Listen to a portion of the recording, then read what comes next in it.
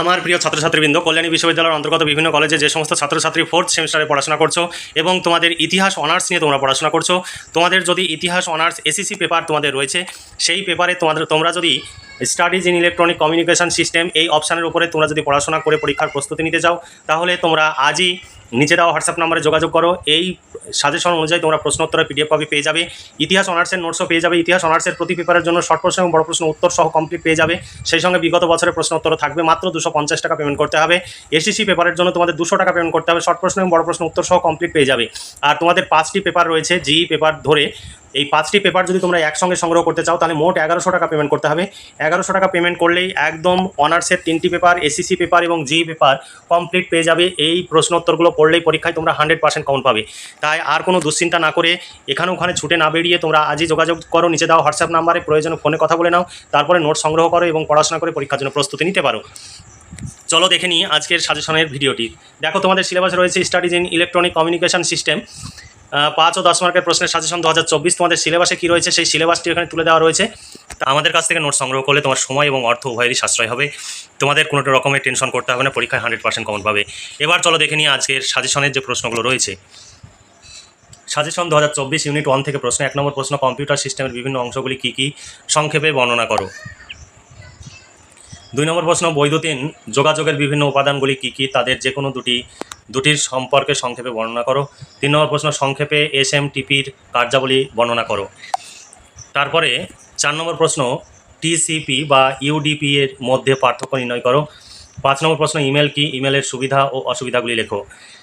6 নম্বর প্রশ্ন, কার্যকর যোগাযোগ ব্যবস্থা বলতে কী বোঝো, এর বৈশিষ্ট্যগুলি লেখো। এই সমস্ত প্রশ্নের উত্তর তোমরা পেয়ে যাবে, তোমাদের কোনো রকমের টেনশন করতে হবে না। এই সমস্ত প্রশ্নগুলো তোমরা পড়লেই পরীক্ষায় 100% কমন পাবে, এই বিষয়ে তোমরা সুনিশ্চিত থাকতে পারো। আমাদের কাছ থেকে নোট সংগ্রহ করলে তোমাদের অর্থ এবং সময়ের সাশ্রয় হবে। তাই কোনো রকমের দ্বিমত না করে আজই যোগাযোগ করো নিচে দেওয়া হোয়াটসঅ্যাপ নম্বরে। প্রয়োজনে ফোনে কথা বলে নাও, তারপরে নোট সংগ্রহ করো, তোমরা ভীষণভাবে উপকৃত হবে। 7 নম্বর প্রশ্ন, দেখো, ছাত্রছাত্রীদের সামাজিক মাধ্যমের অর্থাৎ সোশ্যাল মিডিয়ার ব্যবহারে তাদের কি পাঠের প্রতি অমনোযোগী করে তুলেছে, উত্তরের সপক্ষে যুক্তি দাও। তারপরে ইউনিট 2 থেকে প্রশ্ন। 8 নম্বর প্রশ্ন, কম্পিউটার ব্যবহারের সুবিধা ও অসুবিধাগুলি সংক্ষেপে আলোচনা করো। 2 নম্বর প্রশ্ন, র্যাম ও রম সম্পর্কে সংক্ষেপে বিবরণ দাও। 10 নম্বর প্রশ্ন, সফটওয়্যার কি, কম্পিউটার সিস্টেমে ব্যবহৃত বিভিন্ন প্রকার সফটওয়্যারের বর্ণনা দাও।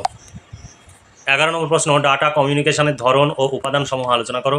12 নম্বর প্রশ্ন, একটি সংখ্যা পেলিন্ড্রম কিনা তা জানার জন্য একটা প্রোগ্রাম লেখো। 13 নম্বর প্রশ্ন, উপকারিতা ও অপকারিতা সহ স্টার টপোলজির বর্ণনা দাও। 14 নম্বর প্রশ্ন, বাস টপোলজি কি, বাস টপোলজির উপকারিতা ও সীমাবদ্ধতাগুলি উল্লেখ করো। তারপরে প্রশ্ন 15 নম্বর প্রশ্ন, টিকা লেখো, ওয়্যারলেস কমিউনিকেশন। 16 নম্বর প্রশ্ন, ইউনিকাস্ট, মাল্টিকাস্ট এবং ব্রডকাস্টের মধ্যে পার্থক্য দেখাও। 17 নম্বর প্রশ্ন, যোগাযোগের বিভিন্ন ধরনের বা অঞ্চলের নেটওয়ার্কের বর্ণনা দাও। 18 নম্বর প্রশ্ন, ল্যান এবং ওয়ান এর মধ্যে পার্থক্য কী। 19 নম্বর প্রশ্ন, ট্রান্সমিশন ইম্পেয়ারমেন্ট কি, ট্রান্সমিশন ইম্পেয়ারমেন্টের কারণগুলি আলোচনা করো। তারপরে প্রশ্ন 20 নম্বর প্রশ্ন, ইউনিকাস্টিং, মাল্টিকাস্টিং এবং ব্রডকাস্টিংয়ের সংজ্ঞা দাও। তারপরের প্রশ্ন, কম্পিউটার নেটওয়ার্কিং কি, কিভাবে একটি কম্পিউটার নেটওয়ার্ক কাজ করে। 22 নম্বর প্রশ্ন, বর্তমান সময়ে ইন্টারনেট ব্যবহার সম্পর্কে লেখো।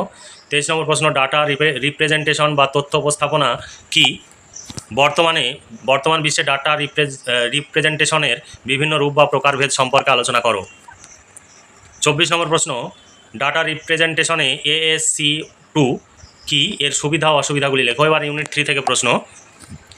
25 নম্বর প্রশ্ন, তুমি কি মনে করো যে সাংস্কৃতিক ঐতিহ্য সংরক্ষণে বৈদ্যুতিন যোগাযোগ গুরুত্বপূর্ণ ভূমিকা পালন করে। তারপরে 26 নম্বর প্রশ্ন, সাইবার অ্যাক্ট 2000 এর উপর একটি সংক্ষিপ্ত টিকা লেখো। 27 নম্বর প্রশ্ন, OSI রেফারেন্স মডেলের বিভিন্ন স্তরের সংক্ষেপে বর্ণনা দাও। 28 নম্বর প্রশ্ন, TCP/IP রেফারেন্স মডেলের সম্পর্কে সংক্ষেপে আলোচনা করো। 29 নম্বর প্রশ্ন, ইন্টারনেট প্রোটোকল বা IP কি, ইন্টারনেট প্রোটোকলের কার্যাবলী বা গুরুত্ব সম্পর্কে লেখো। লাস্ট প্রশ্ন 30 নম্বর প্রশ্ন, মোডেম কি, মোডেমের ব্যবহার ও এর কাজগুলি লেখো। এই ছিল তোমাদের 30খানা প্রশ্ন। তবে যেগুলো স্টার দেওয়া রয়েছে সেগুলো ভীষণ ইম্পর্টেন্ট, তবে যেগুলো স্টার দেওয়া নেই সেই প্রশ্নগুলো তোমরা পড়বে, কারণ তোমাদের নতুন সিলেবাস, কোনো প্রশ্নই তোমরা বাদ দিবে না। এই 30খানা প্রশ্ন অবশ্যই পড়ে রাখবে, তোমরা 100% কমন পাবে। তবে তোমরা যদি কেউ ভাবো যে আমি 70% বা 80% কমন পেলেই খুশি, তাহলে তোমরা শুধুমাত্র স্টার দেওয়া প্রশ্নগুলো ভালো করে পড়বে, যেগুলো বেশি স্টার দেওয়া রয়েছে সেগুলো বেশি ইম্পর্টেন্ট। আর যদি তোমরা এই সাজেশন অনুযায়ী প্রশ্নোত্তরের পিডিএফ কপি সংগ্রহ করতে চাও, তাহলে তোমাদের 200 টাকা পেমেন্ট করতে হবে। শর্ট প্রশ্ন এবং বড় প্রশ্ন উত্তর সহ কমপ্লিট পেয়ে যাবে।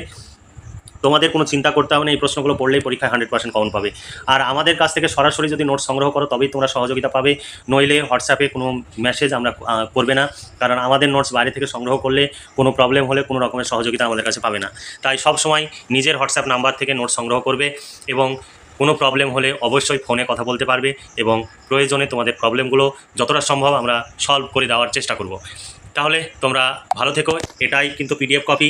এখানে দেখো তোমরা পিডিএফ যে সিলেবাস দেখলে, সাজেশন দেখলে, সেই সাজেশনে একটি করে প্রশ্ন দেওয়া রয়েছে, কিন্তু পিডিএফ কপিতে একাধিক অথবা দিয়ে প্রশ্ন রয়েছে, এবং উত্তরগুলো পয়েন্ট আকারে সুন্দর করে লেখা রয়েছে। পুরোটাই কম্পিউটার টাইপ, এখানে হাতে লেখা বা বইয়ের ছবি তোলার বিষয় নেই।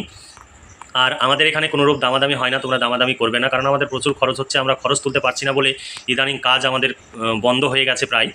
হয়তো আগামী দিনে আমাদের আর এই কাজ করা সম্ভব হবে না, কারণ কখনোই নিজের পকেট থেকে টাকা খরচ করে কখনো কোনো কাজ করা সম্ভব নয়। সেখান থেকে যদি আমাদের খরচ যেটা হচ্ছে সেটা যদি উঠে না আসে, আমরা ভীষণভাবে হতাশ, যে কারণে ইদানিং আমাদের সাজেশনের ভিডিও আপলোডও কমে গেছে এবং আমাদের কাজের গতিও কমে গেছে। তাই তোমরা যদি আমাদের পাশে থাকো, আমাদের কাছ থেকে সরাসরি নোটস সংগ্রহ করো, তবেই আমরা আগামী দিনে নোটস তৈরি করতে পারবো, নইলে আমাদের পক্ষে আর নোটস তৈরি করা হয়তো সম্ভব হবে না। তাহলে আজকে এই পর্যন্ত, ভালো থেকো, সুস্থ থেকো, আর এখন থেকে খুব ভালোভাবে পড়াশোনা করে পরীক্ষার জন্য প্রস্তুতি নাও। এই শুভকামনা জানিয়ে আজকের ভিডিওটি এখানেই সমাপ্তি ঘোষণা করছি।